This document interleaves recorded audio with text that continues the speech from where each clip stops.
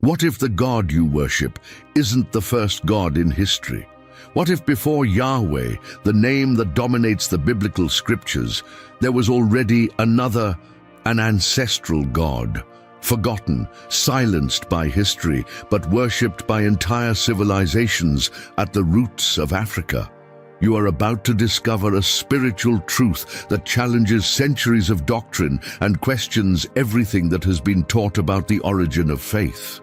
Behind the pages of the Bible, behind religious colonization, and behind the cultural imposition of empires lies a buried ancient secret, a spiritual mystery that many have never dared to explore, the existence of an African God who precedes Yahweh. We're not talking about myths or folklore, we're talking about ancient spiritual traditions, already well established when the Hebrews were still building their identity. Olodumare, Nzambi, Amma, Ma'at, sacred names that echoed through the deserts, forests and savannas even before the name Yahweh appeared in the sacred scrolls of the Hebrew people. The burning question is, why was this African God erased from the biblical narrative? Why has ancestral African spirituality been systematically marginalized as if it never existed? And most importantly, what does this truth reveal about your own spiritual identity? Maybe you grew up believing that there is only one true God. Perhaps you have learned to fear the unknown and reject anything that is not in the Gospels. But what if this faith you carry in your heart was shaped to distance you from your true spiritual origin? What if spiritual colonization didn't free you, but disconnected you? In this video, we will break the silence imposed by centuries. Let us raise the dust from the forgotten archives of humanity's spiritual history. You will understand why the African God before Yahweh was suppressed, censored, and replaced. You will understand that there is a spirituality that predates the Bible. A divine connection that did not pass through Rome, was not translated by European theologians, and much less manipulated by imperial interests. This is a journey for those who seek the truth beyond the pages. It's a call to action for those who feel there's something deeper than the official narrative. If you've ever wondered why African people were so spiritually violated, if you've ever felt like there's a void within your faith, perhaps what is missing is exactly that, the reconnection with the God that their ancestors knew before the imposition of Yahweh. This video is not about religious rebellion. It's about spiritual healing. It's about remembering who we were before we were colonized, even in faith. It's about rescuing the forgotten sacred and understanding who God was to Africans before the Bible was written. But be careful. What will be revealed here may deconstruct you. It can mess with everything you believe in, and that's exactly why you need to watch it until the end. Because what follows will show you evidence, names, symbols, and stories that directly link the African people to a divinity that predates any Judeo-Christian dogma. This may be the answer your spirit has always sought. This is the ancient secret, the African God who existed before Yahweh. Get ready. So, before we dive any deeper into this ancient mystery that has been hidden for centuries, I want to ask you something very important. Comment below. Have you ever heard of an African God who existed before Yahweh? Do you believe that African spirituality was purposefully erased from history? Your opinion can spark deep reflections in others who, like you, are searching for spiritual truth. So write in the comments. I really want to know what this topic is stirring up inside you. And if this content is making sense to you so far, if it is opening your mind and touching your spirit in some way, like this video. This shows YouTube that this is relevant content and helps this message reach more people. And of course, subscribe to the channel right now, because this video is just the beginning. There's still a lot of powerful stuff coming, revelations, connections to the Bible, forgotten names and spiritual truths you've never been told. And if you're not subscribed, you might end up missing out on the very video that will answer your deepest questions. Activate the bell too, because the next revelation will shake up everything you believe about God. Now, let's continue, because what comes next is even more surprising. If we are to truly understand the African God who existed before Yahweh, we must begin at the root of African spirituality.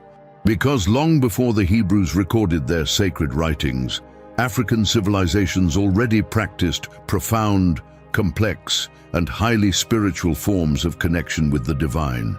And most impressively, they already recognized the existence of a supreme creative force with characteristics that curiously echo in many later descriptions of Yahweh himself. But unlike Judeo-Christian theology, this creative force was not simply a being who commanded and punished. It was part of the world, the body, nature, and the community. At the heart of African spirituality, divinity was never separated from the people. It wasn't located in a distant sky, nor confined to stone temples. On the contrary, the sacred was in fire, in water, in ancestors, in mountains, in dreams, in the rhythm of drums. It was an embodied, living, pulsating spirituality. Therefore, when we speak of an African God before Yahweh, we are not just talking about a religious figure. We are talking about a collective spiritual consciousness, an ancient cosmic wisdom that connected African peoples to creation long before the Bible was written. Many names are known in different traditions, and each carries a depth that must be respected. For example, Olodumare among the Yoruba is the supreme God, the creator of all, who is beyond good and evil. He is the one who gives the breath of life, who sends the Orishas to govern the aspects of the world, but who, in himself, remains a subtle force, inaccessible directly, yet perceived in all things.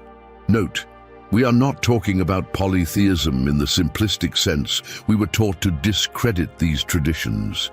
We are talking about a highly structured cosmology where there is a creative principle and intermediary forces, much like angels and archangels in the Judeo-Christian tradition. The difference is that here, this wisdom already existed, ancient, oral, and powerful, long before the arrival of missionaries or colonizers. In the center of the continent, among the Bantu peoples, we have Nzambi, also called Nzambi Mpungu. He is the creator God, the supreme ruler of the universe, the source of all vital energy.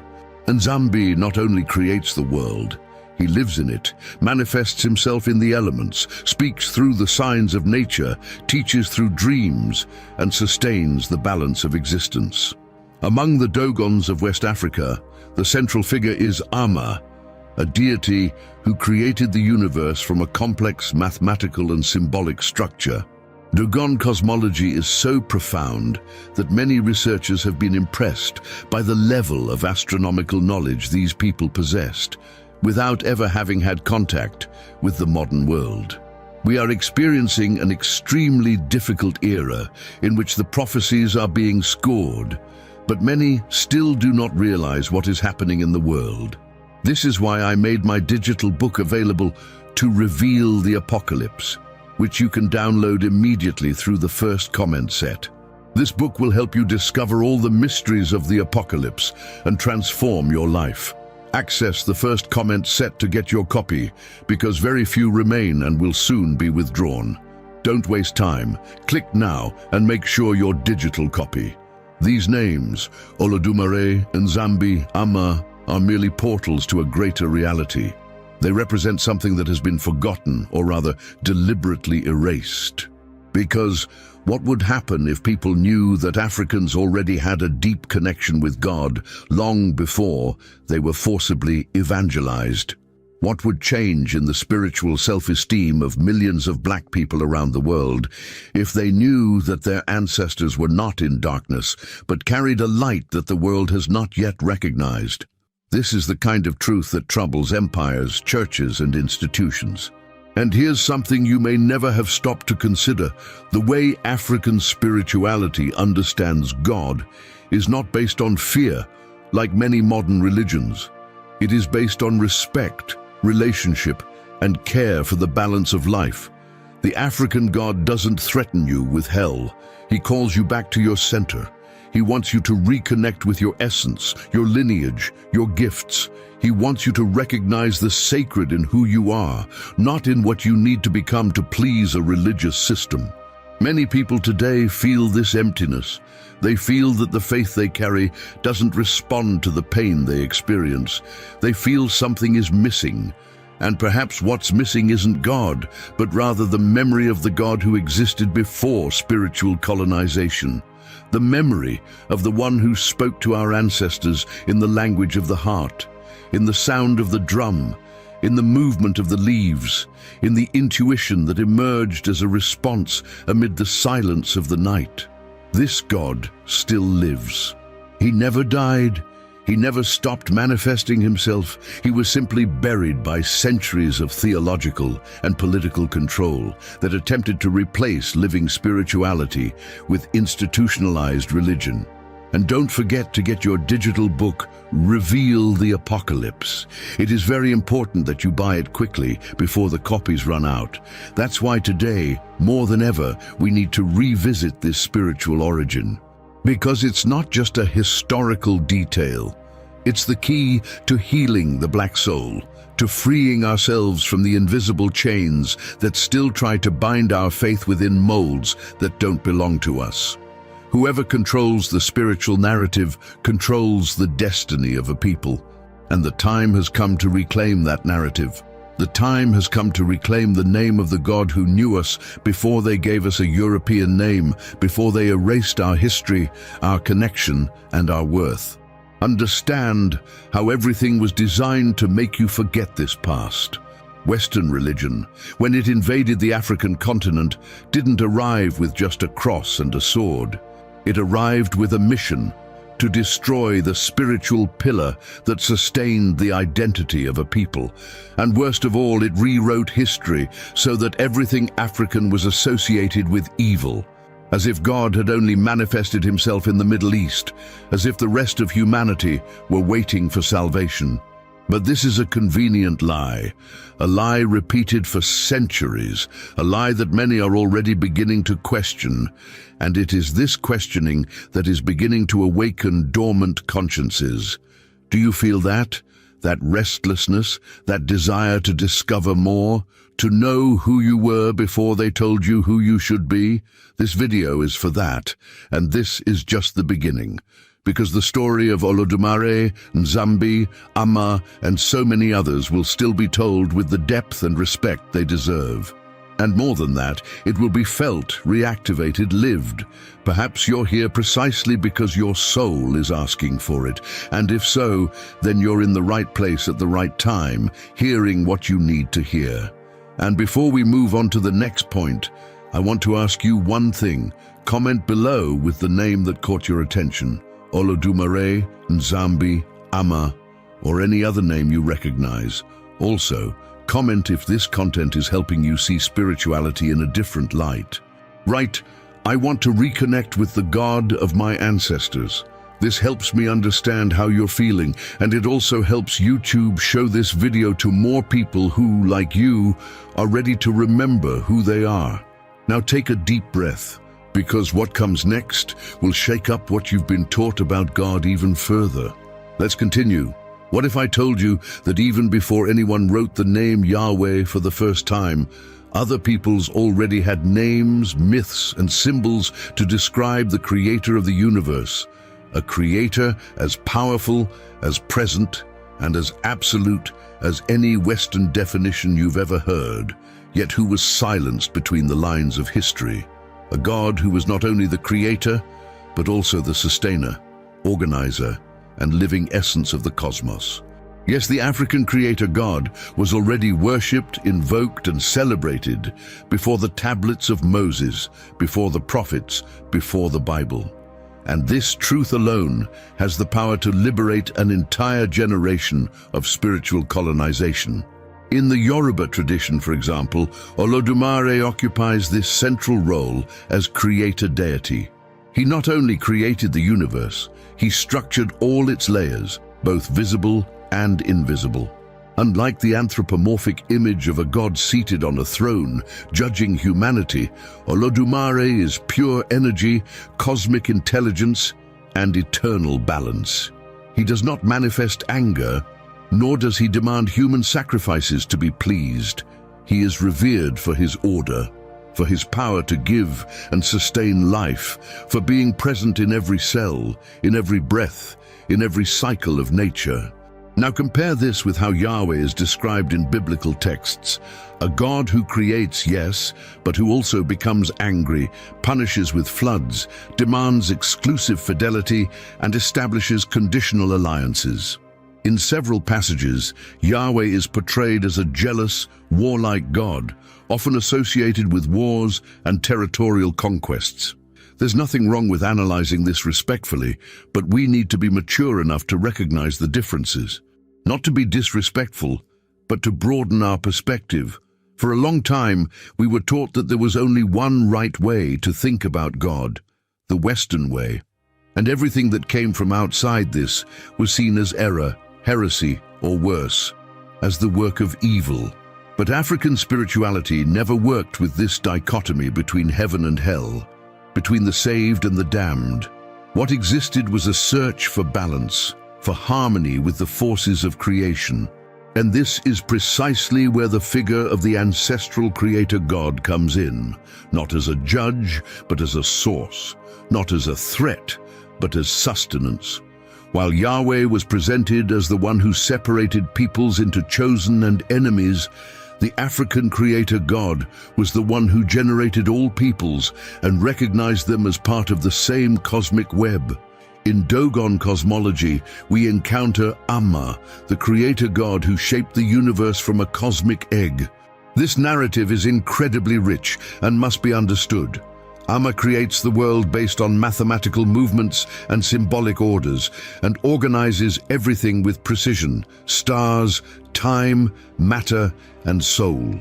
According to Dogon myths, Amma created the Nomo, a primordial twin being who unfolds to multiply life in the universe. These myths, transmitted orally for generations, carry a spiritual sophistication that owes nothing to the written records of the ancient world. And perhaps this is precisely the problem for those who sought to silence them. There was no way to control what was free, alive, spoken, and felt. And here comes a powerful reflection. If these cultures already had a complete creator God, with a theological structure, a cosmogonic narrative, natural and spiritual laws, why were we taught to believe they were in darkness? Why were we told that light only reached Africa with the Bible in the hands of a European? This is not just a distortion, it is violence. A violence that erased not only culture, but also the divine bond between a people and their creator. If we return to the Bantu people, in the center of the African continent, we find Nzambi Mpungu, a deity who carries within himself the explanation for all natural forces. For the Bakongo, for example, Nzambi is not outside the world, he is the world. Thunder is his voice, the wind is his breath, the earth is his body, and time is his dance. There is no separation between the sacred and the everyday. Everything is sacred. Everything is an expression of the Creator. There is no need for intermediaries to tell you whether you are worthy or not. Life itself is proof that you were chosen to exist, and this awareness changes everything, because it takes us out of a place of guilt and fear and places us in a space of reverence and responsibility. It makes us realize that we are not sinners by nature, we are part of the Creator, and this changes the way you see yourself, how you pray, how you live. It even changes the way you walk, because you realize you are standing on sacred ground. Yahweh, as the central figure of the Hebrew Scriptures, emerges in a specific context, with a specific people, in a specific geography. He reveals himself through laws, prophets, covenants, and promises. And this has its strength, its beauty, but we cannot allow this to erase the other paths God has taken throughout the world. Because God did not begin in Genesis. He is before time, before the text, before religion. And where there is life, there was a divine breath. Where there is people, there was revelation. Where there is a soul, there was contact with the sacred. So yes, there was an African creator God before Yahweh, and he continues to exist. The problem is that we were taught to forget, but now something in you is awakening. You're feeling it, right? The mind may resist, but the spirit knows. And it recognizes this truth, like someone reuniting with a lost relative, like someone hearing an ancient song that has always been within them. If this touches you, write it down below. Tell me, I acknowledge the God of my ancestors, or even Nzambi still lives. If you prefer, write the name that spoke to you most today, Olodumare, Amma, Nzambi. Share your impression. Your voice here is powerful, and it can empower the awakening of many others. And of course, if this message is making you reflect, like the video and subscribe to the channel. This helps this content reach those who need it and keeps this journey alive.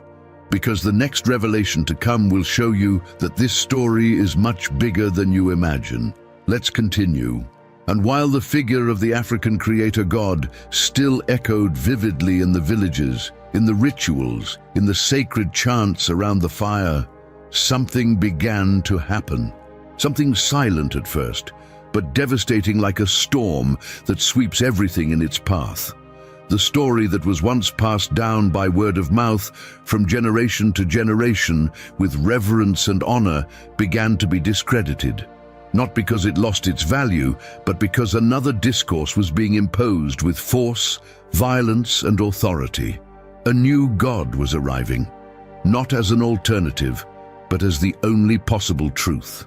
And thus began one of the greatest spiritual conflicts in human history, the clash between the sacred ancestor and the sacred colonizer. This conflict wasn't just theological, it was strategic, because by erasing a people's spirituality, you erase their identity, their power, their autonomy, their soul. This is exactly what happened to the African peoples. When colonized by European empires and evangelized by religious missions, they weren't offered a new spiritual path. The path that already existed was ripped away from them, and more than ripped away, it was demonized. The one who was once considered the creator, the sustainer of life, was now called an idol, a demon, a lie. Overnight, healing rituals were seen as witchcraft. The drums that summoned the sacred were considered instruments of evil, and ancestral priests and priestesses were persecuted, humiliated, and silenced. This spiritual erasure was one of the deepest wounds left by colonization. It wasn't enough to seize the land, the bodies, the resources. It was also necessary to seize the spirit. The God who gave meaning to life had to be replaced with another God, foreign, imposing, and frightening, demanding submission and promising salvation, but only if the person denied everything they were, everything they knew, everything they carried within as a divine inheritance. This substitution wasn't a free choice. It was a process of mental and emotional domination. Imagine for a moment what it's like to grow up hearing that everything your grandmother did with faith was the work of evil. That the prayers, the chants, the herbal baths, the symbols, the names of the orishas, all of this was sin, witchcraft, something that needed to be left behind. Black children were taught to reject their own blood, to hide their features, to be ashamed of God himself. This is more than evangelization. It is profound spiritual violence, and the effects of this are still being felt today. How many people today still carry this fear? Afraid to explore their roots, afraid to question what has been imposed, afraid to listen to the inner call of their ancestry. How many still regard African symbols with suspicion, while unthinkingly accepting European images as unique and sacred? This is no coincidence. This was programmed.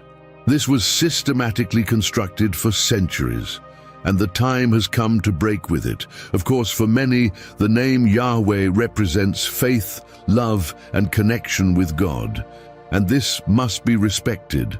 But what we're bringing here is a deep reflection on the context in which this name was presented to the African people. It wasn't on an altar of spiritual dialogue.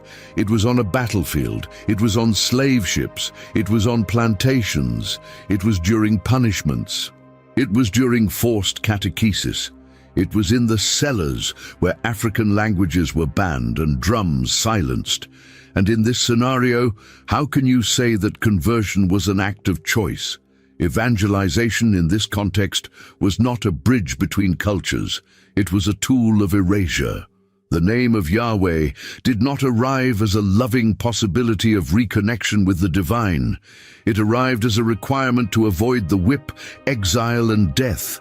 And this must be faced with courage, because only by facing this truth can we truly reconcile our faith with our history. It's painful to realize this, I know, but it's liberating. Because by recognizing what was taken from us, we also begin to reclaim what still lives within us. And this is where the conflict of narratives proves most cruel. It led many to believe that African spirituality was inferior, savage, pagan. But how can a faith that has sustained entire civilizations for millennia be inferior? How can a wisdom that reads the cycles of nature with such precision, that understands the body as a temple, dreams as revelation, silence as divine presence, be savage? The demonization of African-based religions isn't just a religious issue. It's a political, historical, and social issue.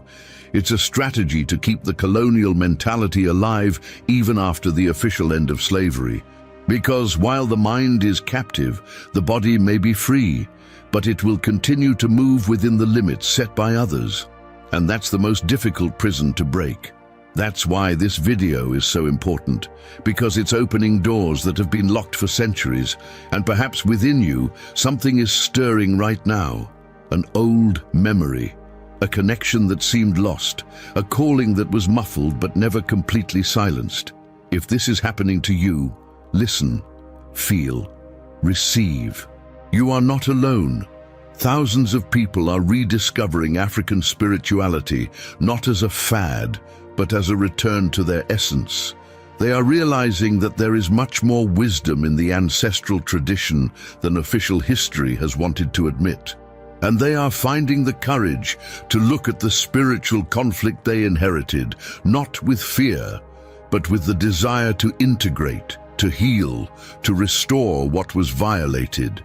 That's why this conversation needs to continue, because it's not just about the past, it's about the now, about what you choose to believe, about what you're willing to question, about what your soul is trying to remember. So before we move on to the next revelation, I want to open up space here in the comments for you to share with me. How do you feel about discovering that African religions have been erased and demonized? Comment courageously. It could be something simple like, "I am waking up," or "My ancestry lives within me." Now, these phrases strengthen the energy of this video and help others feel safe to awaken as well. And it is precisely here that we enter one of the most sensitive and, at the same time, most urgent parts of this conversation. Because after centuries of imposition, silencing, and fear, what is left? What remains within every black person around the world of the connection that the ancients had with the sacred? What survives of the memory of those who danced for the gods, of those who invoked the names of the Orishas and ancestors with pride, of those who understood the universe as a living body and breathed with it in perfect harmony? The answer, unfortunately, hurts. What remains is a void, a spiritual hole, a silence where there once were chants, a doubt where there once was certainty, a shame where there once was honor. What was once an organic, natural spirituality, lived with the whole body, has been replaced by practices that require denying one's own identity to be accepted. And this spiritual wound, even though it's not visible, screams within us. It screams when we look in the mirror and don't recognize our history. It screams when we hear the word ancestry and feel discomfort. It screams when we see a manifestation of Afro-descendant faith and we are the first to judge, criticize, and turn away. Because we were taught that it was wrong, but we were never told where this teaching came from. We were never told that what was called darkness was in fact original light, the light of Africa, the light of our people. Before the spiritual fragmentation caused by colonization, African peoples lived a connection with their divinities that went beyond faith. It was a way of life, a way of being in the world. The divine was not a doctrine to be studied, but a presence felt daily. Spirituality was present in the way of planting, cooking, giving birth, burying, counseling, and teaching. Each stage of life was sacred. Birth was ritual, adolescence was a rite of passage, maturity was wisdom, old age was spiritual authority, and the dead, oh, the dead didn't die. They crossed the veil and became guides, protectors, ancestors. This was the structure of the African spiritual world, and it worked. That's why it had to be destroyed. The connection was so deep that many peoples didn't need books to convey their truths, because truth was in the body, in nature, in oral tradition, in dance, in song. Every gesture had meaning, every symbol had a function, every word was charged with spiritual power. Mothers knew how to teach their daughters to invoke protection with just their eyes. Grandfathers knew how to prepare medicines that healed body and spirit. There was wisdom in their calloused hands. There was faith in touch, in their gaze, in silence. There was divinity in everyday life. Africa was a sacred continent, and still is. But then, how was it broken? How was this link, this living spiritual chain, eroded until it became almost imperceptible? The answer is simple, yet painful. It was broken by trauma, by kidnapping, by slavery, by spiritual rape, by the banning of names, languages, songs, and drums, by the imposition of a new faith that demanded as a prerequisite the complete forgetting of everything that came before. This isn't just history, it's spiritual psychology. Because when a people are torn from their land and forced to embrace a religion that calls everything they knew as divine sin, they don't convert. They break from within. And what happens to a people who lose this connection to their sacred roots? What happens to the soul of a child who never heard the names of their ancestors, who never learned the strength of their lineage, who never knew that the color of their skin carries a story of divinity, not curse? This is what we are experiencing today, an entire generation spiritually disconnected, not by choice, but by programming.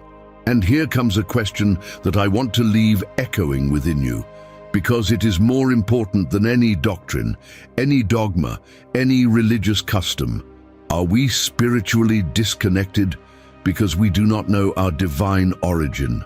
Think about this honestly, not with guilt, not with fear, but with truth. Could it be that the spiritual anguish so many people feel today, this emptiness that neither church, nor book, nor pastor, nor guru can fill, could it actually be a longing for what was taken from us?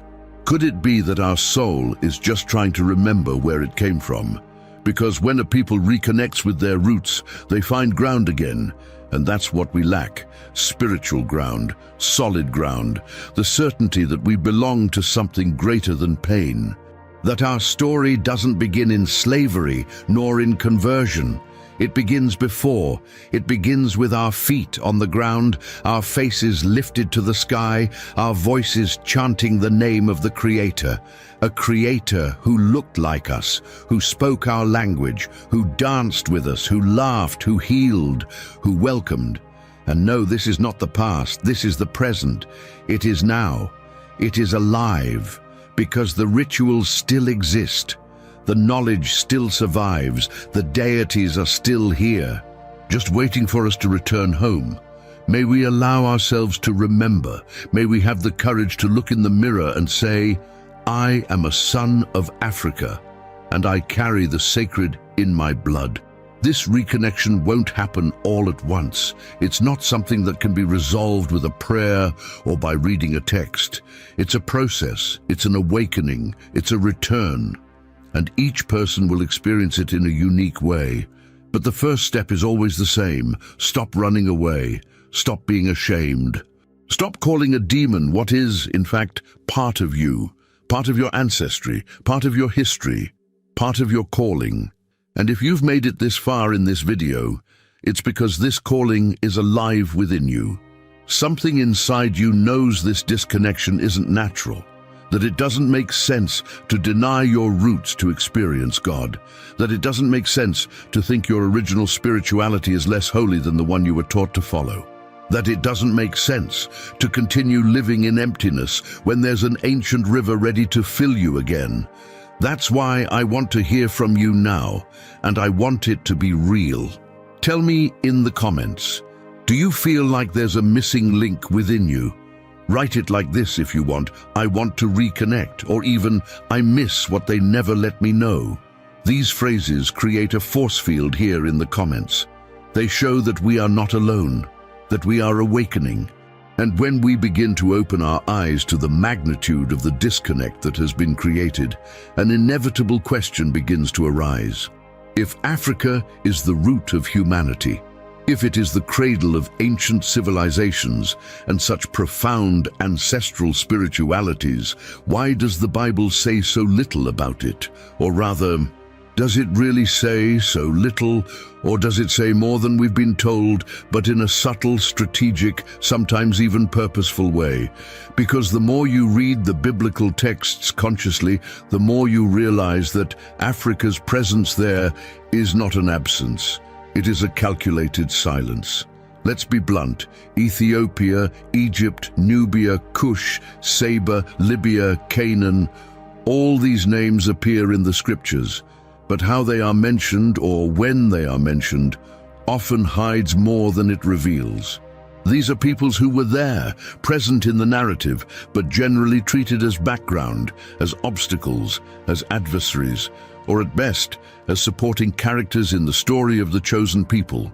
Egypt, for example, appears quite prominently, but always as a place of oppression, idolatry, and spiritual danger. And this has a profound impact on our perception. It makes us associate Africa with evil, perdition, with what needs to be fled or conquered. But what many don't know is that the Egypt of the Bible was a spiritual, scientific, and philosophical powerhouse, and that much of what became the basis for Hebrew thought originated there but was reinterpreted.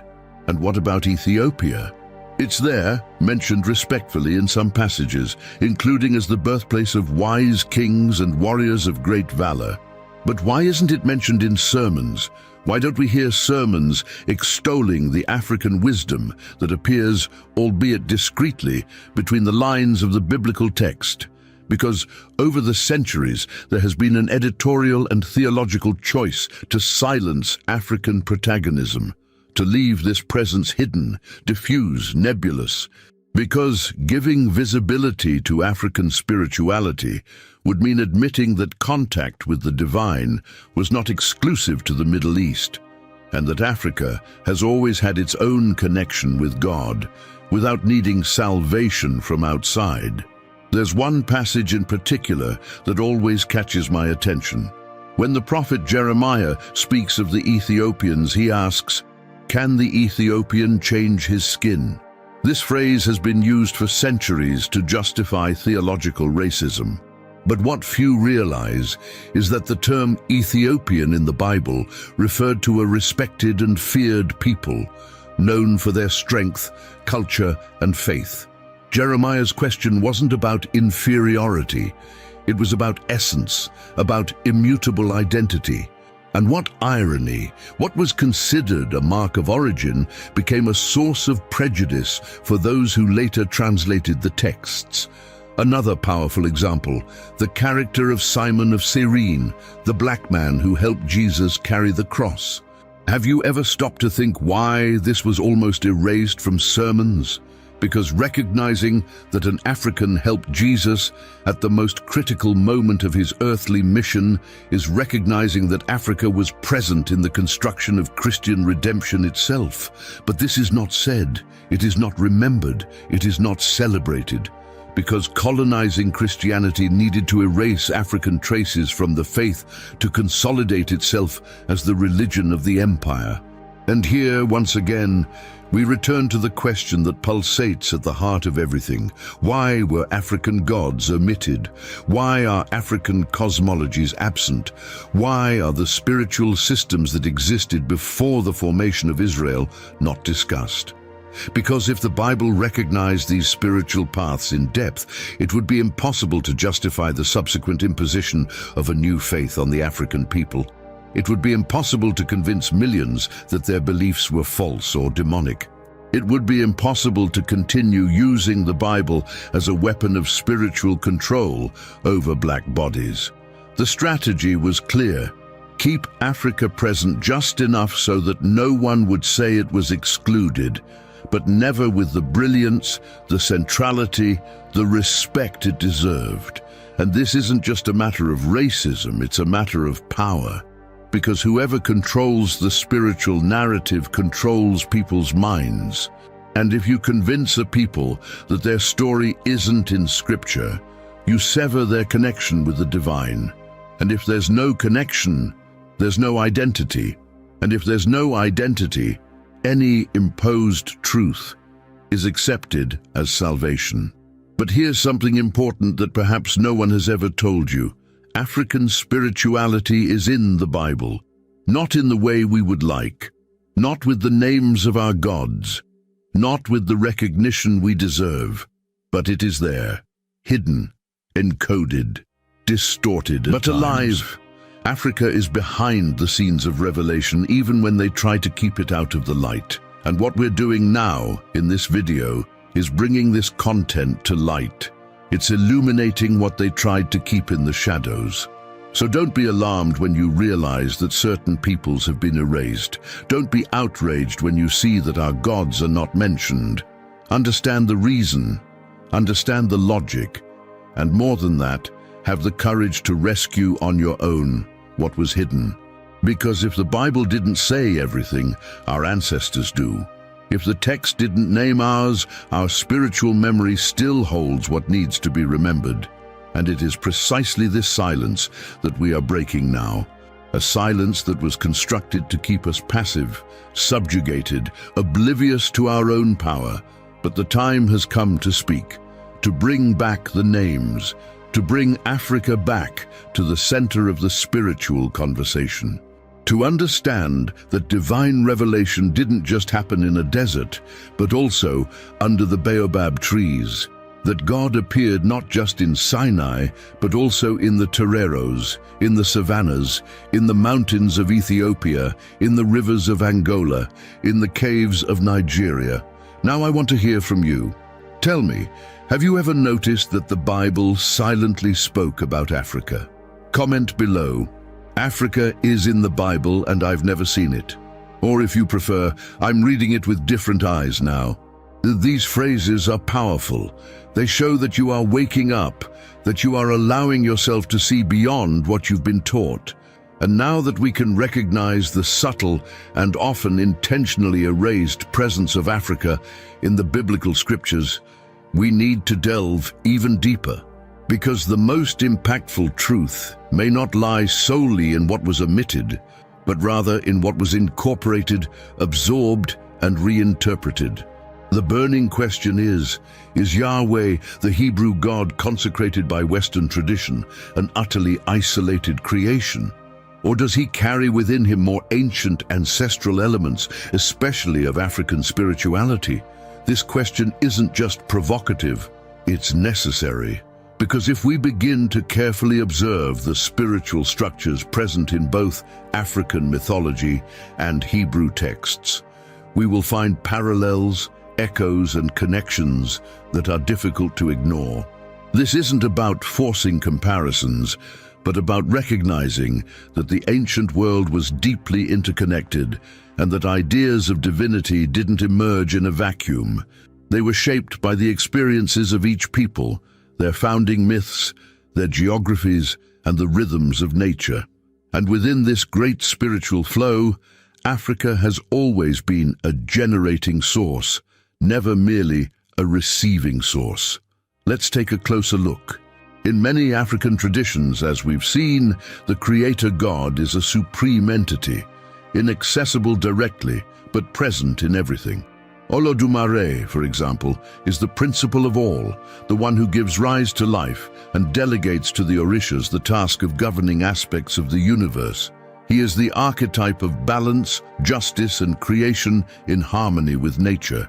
This idea is very reminiscent of the concept of Yahweh as creator of heaven and earth, the one who establishes order from chaos and who delegates functions to his spiritual servants, angels, archangels, prophets. The similarity is not merely poetic, it is structural. We are talking about worldviews that recognize a single God, creator and organizer of the universe. And when we analyze the Dogon creation myth, with Amma creating the universe from the primordial egg and establishing the four elements as the basis of existence, we can't help but recall Genesis, where the Spirit of God hovered over the waters, and creation occurred in stages, in cycles, with clear separations, light and darkness, heaven and earth, water and land. The idea of an order born from chaos, of a creative voice organizing the elements, is a principle present in both African cosmology and Hebrew tradition. Now, does this mean they are the same thing? No. But it does mean there are points of convergence that cannot be ignored. The difference lies in how these points were used. While African spirituality remained organic, integrative, flexible, and connected to the cycles of life, Hebrew spirituality, especially after being absorbed by Greco-Roman structures, became normative, legislative, centralizing, and exclusionary. And so began the transformation of a living spirituality into a religious system, a transformation that caused a God previously perceived through nature, community, and rituals to become a God of rules, codes, and laws written in stone. This is why many people today are beginning to wonder, is Yahweh an evolution of the African God? Or is he a syncretism of various influences consolidated in a specific political and religious context? Perhaps he is both, a deity who carries within himself fragments of previous revelations, but who was also shaped over time to serve a project of national identity and later of imperial domination. After all, if we examine the oldest texts of the Old Testament, we will realize that Yahweh was not initially presented as the only God of the universe. He was the God of a people in dispute with the gods of other peoples. Only later, in the process of monotheistic affirmation, does he begin to be presented as the only true God, while all others are considered false, idols, or demons. This movement is significant because it shows that the construction of the figure of Yahweh was, indeed, a political and theological process at the same time. And in this process, what happens to the gods of other peoples? What happens to the sacred names that don't fit into the narrative of exclusivity? They are erased, replaced, condemned. And here we return to what we discussed earlier. The demonization of African deities was not accidental. It was necessary to sustain the dominant theology. Because if the African God continued to be respected, the imposition of the one Hebrew God would become unsustainable. The spiritual monopoly would not be maintained. But if, instead of seeing Yahweh as an enemy of the African God, we began to see him as a historical version shaped for a time and a people, perhaps we could rebalance the conversation. Perhaps the path is precisely to integrate wisdom, to realize that God was not limited to a revelation, a scripture, a language. That the Creator's breath blew in the Sahara, the Nile, the Kwanzaa, the Amazon, the Mediterranean, and everywhere life pulsed. And perhaps this breath took on different forms, different names, different myths. but the essence remains. And if it remains, it can be rescued, it can be remembered, it can be reactivated within us. The problem is that we've been taught that faith must be exclusive, that there can be only one right, and the rest is error. There can be only one name, and the rest is deception. There can be only one way to connect with the divine, and all others are threats. But what if this isn't so? What if this exclusivity isn't sacred, but political? What if this spiritual rigidity is actually the greatest cause of our disconnection? What if the very thing we've been taught to reject is the very thing that can heal us? Maybe you're feeling challenged right now. Maybe all of this is shaking your beliefs, and that's okay. The purpose here isn't to destroy your faith. It's to broaden your vision. It's to show you that there are more paths than you've been told, that God is vaster than any book, that spirituality neither begins nor ends in a specific tradition, but overflows throughout all cultures that have learned to listen to the sacred with humility. And at this point, I want to open the floor for you to speak. Tell me, have you ever noticed these similarities between African cosmology and the biblical narrative? Comment below, "I'm connecting the dots," or "God is no one's property." These phrases help the algorithm and strengthen the spiritual field of this conversation. And now that we begin to perceive the connections between the African God and Hebrew cosmology, we need to courageously look at what was done with all of this. Because it's not enough to understand the similarities, we must recognize the brutal rupture that was caused between black people and their spiritual identity. And this rupture has a name. It's called suppression. Suppression of faith, suppression of ancestry, suppression of the soul, suppression of the image of God that inhabited us. During the colonial process, violence was not merely physical or economic, it was spiritual and symbolic. And perhaps this was the most profound. Because while the black body was enslaved in the slave quarters and on the plantations, the black soul was being colonized in the pulpits, in sermons, in catechesis, in Bibles translated with political intentions. African gods were not merely cast aside, they were replaced, disfigured, demonized. And in place of the Creator who spoke the language of the people, who manifested himself in the forests, in the rivers, and in the ancestors, a foreign god was inserted with a white face, with a white theology, with a system of salvation that demanded, as its first condition, total self-forgetfulness. This substitution was imposed violently, because there was no room for coexistence. Either you accepted the colonizer's God, or you were treated as an enemy of God. Either you knelt before the cross, or you were whipped. Either you prayed in the European language, or you were punished. There was no choice.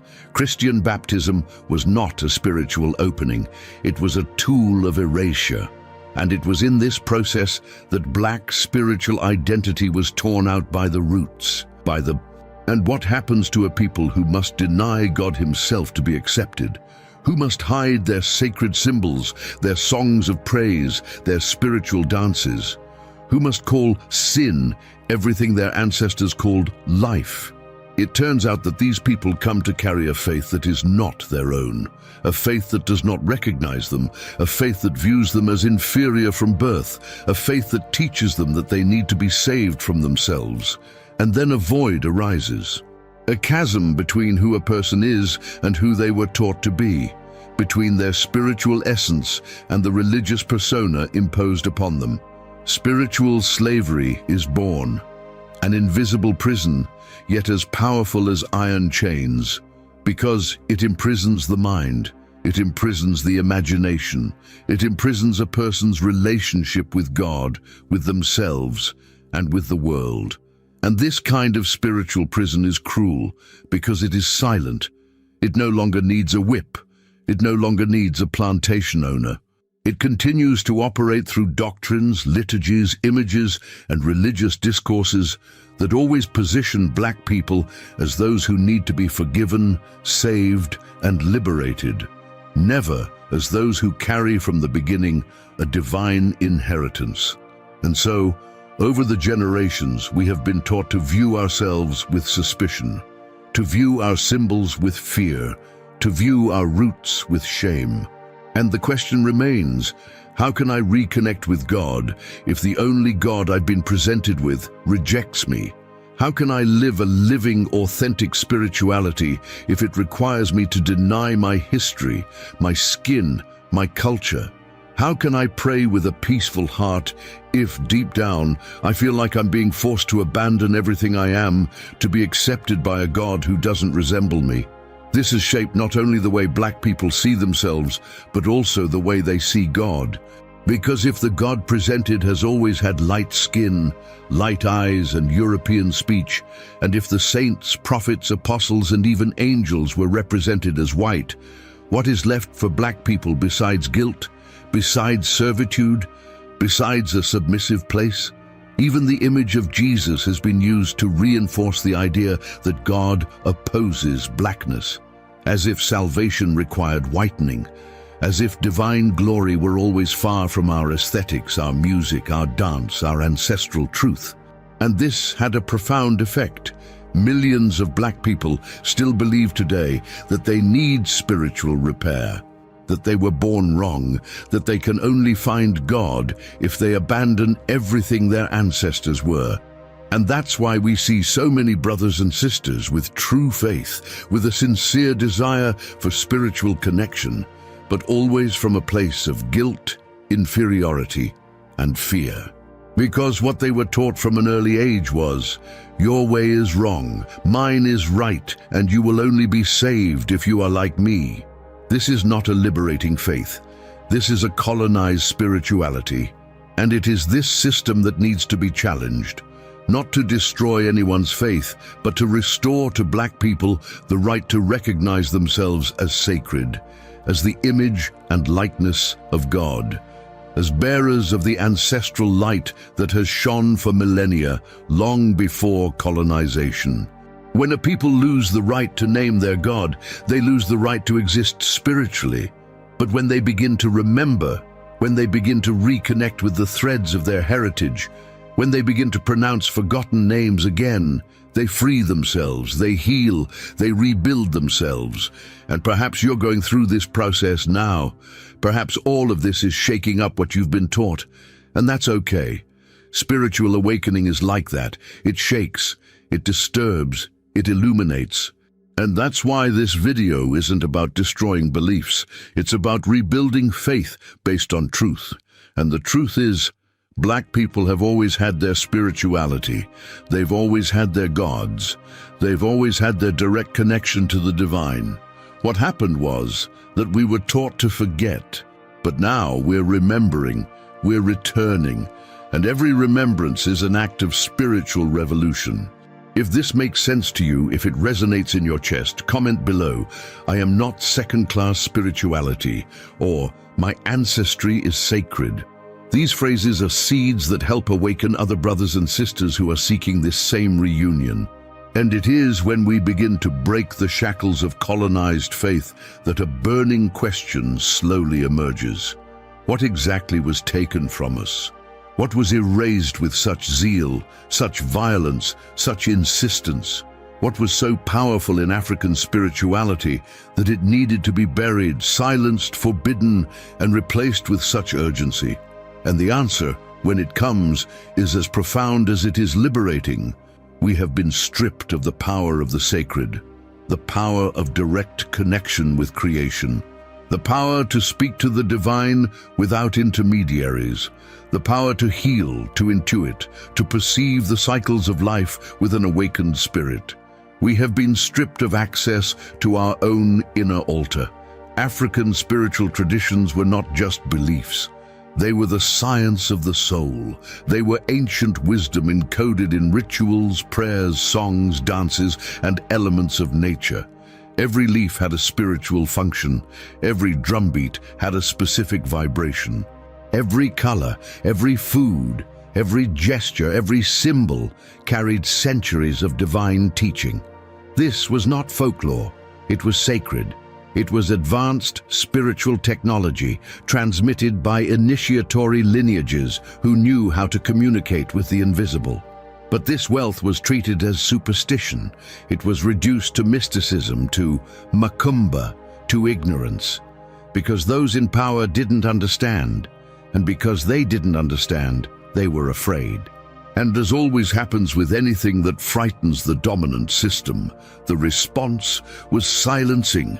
It involved the destruction of toreros, the imprisonment of spiritual leaders, the burning of sacred objects, the public humiliation of anyone who dared keep their ancestral faith alive.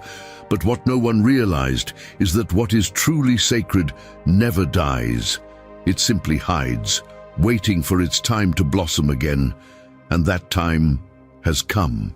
The power of the African sacred begins to resurface in the subtext of everyday life, in the silent awakening of young people seeking something Western religion cannot offer.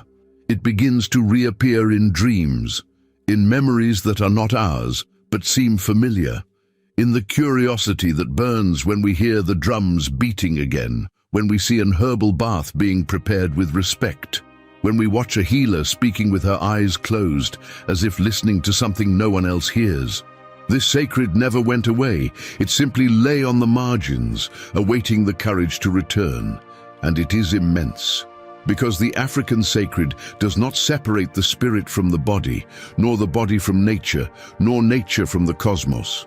Everything is interconnected, everything vibrates together, everything has a purpose, and this vision is exactly what the world needs now. At a time when spirituality has become a market, a performance, and a dispute over doctrines, ancestral African traditions remind us that the sacred lies in the simple, in the act of lighting a candle, in the gesture of washing one's head with herbs, in the profound silence of a prayer uttered from the heart, in intimate conversation with the Orisha, with the ancestor, with the living energy of the earth. This is power, and it's the power we've been taught to fear. But it's not a power of domination, it's a power of reconnection, a power that restores the individual's spiritual center, a power that heals trauma, that reorganizes inner chaos, that restores our sense of belonging. Because when you light a candle for your Orixar, when you sing to Exu, when you invoke Oxum to open paths of love, you're not performing magic.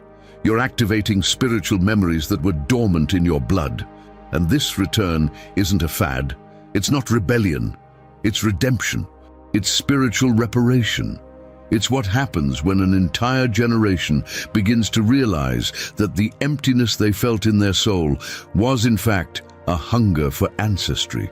And when this hunger finds nourishment, a nourishment that comes from bare feet on the beaten earth of the terreiro, from the smell of incense burning at the crossroads, from the firm voice of a Ialorixar, from the strength of an Atabake drum calling the Orixar to dance, when this happens, there's no turning back. The soul recognizes the path, and it returns. Even if slowly, even if fearfully, it returns. The African sacred empowers us because it reconnects us with a spirituality that doesn't demand denial, that doesn't demand submission, that doesn't require us to pretend to be something we're not. The Orisha doesn't want you to change who you are. He wants you to remember who you are. And this is the opposite of what colonizing theology taught. That's why so many people feel strange. That's why there's so much resistance, because we're so accustomed to a spirituality that oppresses, that when we find one that embraces, it seems like heresy. But it's not. It's freedom. And spiritual freedom is the first step toward emotional, mental, and social freedom. Because a people who recover their original faith also recover their sense of dignity. They recover their self-esteem. They recover the courage to exist truthfully. The sacred ancestors restore to us the certainty that we are the seed of something grand, ancient and strong. And this strength runs through our veins. And you, listening to me now, may be feeling all this for the first time. Perhaps you've never heard anyone speak with such love and respect about the African sacred. Perhaps you've been taught to reject it all, but something inside you, perhaps a memory, perhaps a calling, is saying, this makes sense, and it does.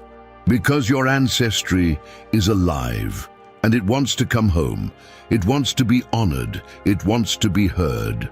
So now I want to invite you to leave a sentence in the comments that will help other brothers and sisters awaken along with you. It could be something like, I recognize the sacred in my ancestors, or even, my spirituality is alive, it is black, it is sacred.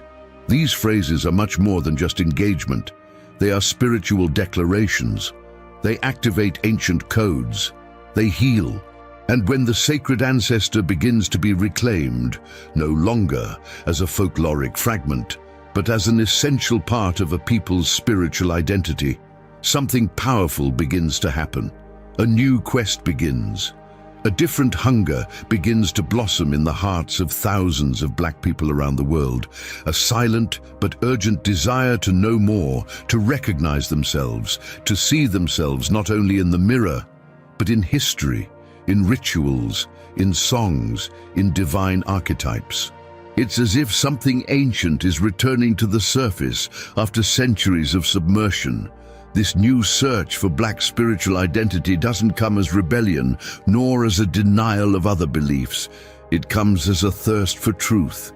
It comes as the intuition that there is something beyond what we've been told, that faith no longer needs to be an attempt to fit into structures that reject us, that it's no longer necessary to accept the idea of a God who demands the denial of everything we are to be reached. And in this silent movement, happening within hearts, within homes, within questions that don't have ready answers, thousands of people are awakening. They are coming to their senses, they are remembering. And the most beautiful thing of all is that this awakening doesn't happen in religious institutions. It doesn't depend on doctrines, dogmas, or temples. It begins with looking within, with self-knowledge, because no one can reconnect with their spiritual ancestors unless they have the courage to first look within themselves, at their own pain, at inherited traumas, at imposed conditioning. And it's in this internal dive that ancestral spirituality begins to make sense again, because it doesn't demand perfection. It demands presence, truth, intention, connection.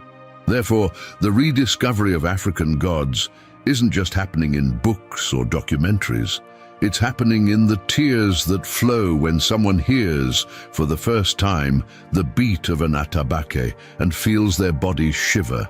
It's happening in the emotions that overflow when a black woman dons a white cloth and understands that it's more than aesthetic, it's living memory.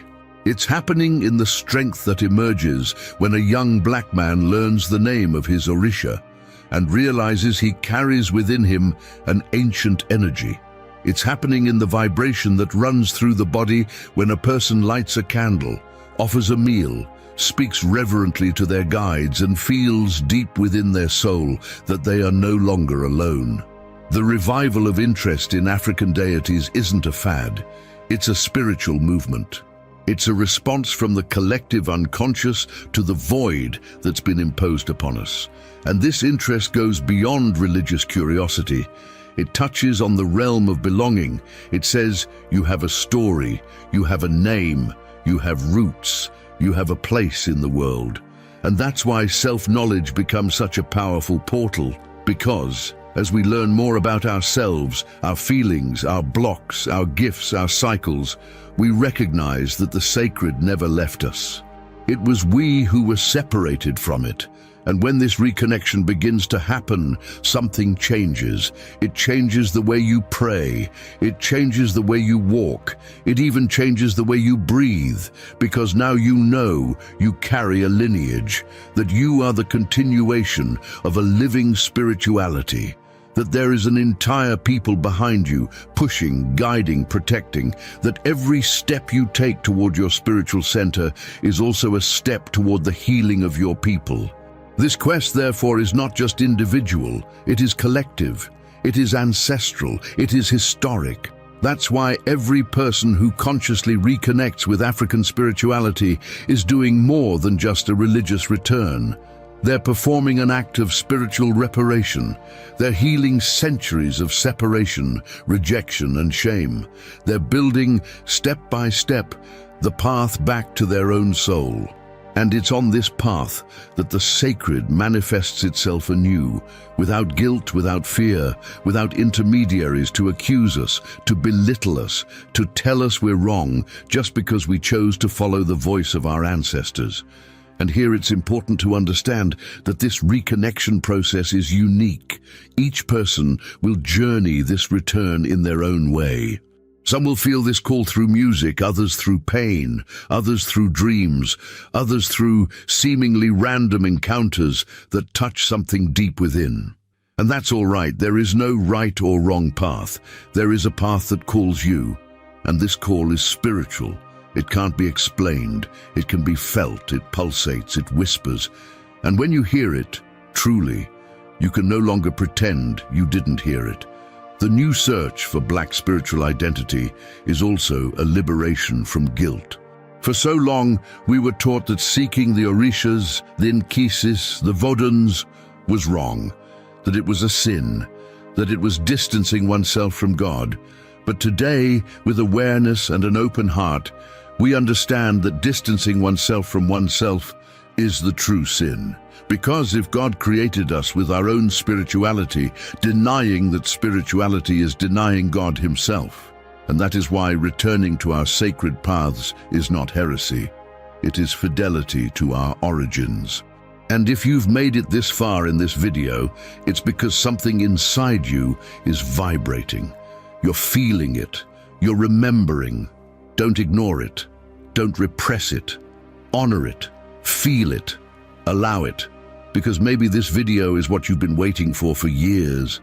Maybe these words are unlocking a spiritual memory that's been dormant within you forever. And if so, then you're ready. Ready to keep searching. Ready to begin again. Ready to reconnect with the divine within you. Now tell me here in the comments, I am returning to my spiritual home. Or if you want, write, my search is for my ancestral truth. These phrases create a spiritual field here in the comments. They vibrate, they inspire, they heal. If you've stayed with me this far, until the end of this video, it's because something within you is awakening. And this is no coincidence. This is called spirituality. It's a reconnection with your deepest truth. And if you've felt this, then I want to invite you now to be part of something greater. Subscribe to the channel, because here each video is a key, a reminder, a healing. And the next content could be exactly what unlocks the next level of your spiritual journey. And comment below, I have reached the end and my soul has awakened. This phrase shows that you are walking consciously, that you are present on this journey, and it can inspire others to stay on it too. Oh, and leave a like now, because if you've made it this far, it's a sign that this video truly touched you. And your like helps this message reach other hearts that, like yours, are searching for reconnection. And now, do this. Click on the next video that appears on the screen. It's the natural continuation of this path. It's the next key. Go ahead. Stay with me on this journey of recovery, memory, and spiritual power. See you in the next video. Akse.